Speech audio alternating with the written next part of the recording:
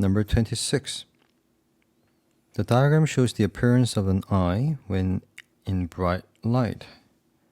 Which row gives the correct states of the iris muscles in bright light? So it looks like pupil has constricted.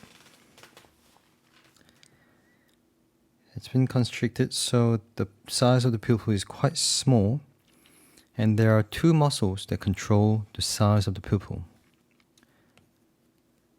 One is called radial muscle.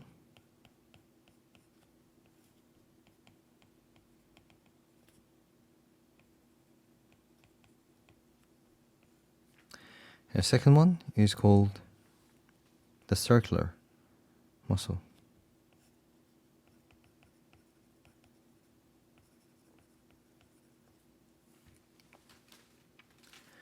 In order to make the pupil smaller, the circular muscle has to contract.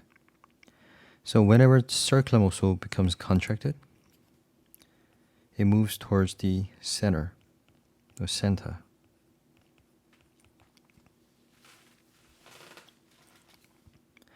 And at the same time, the radial muscle has to become longer.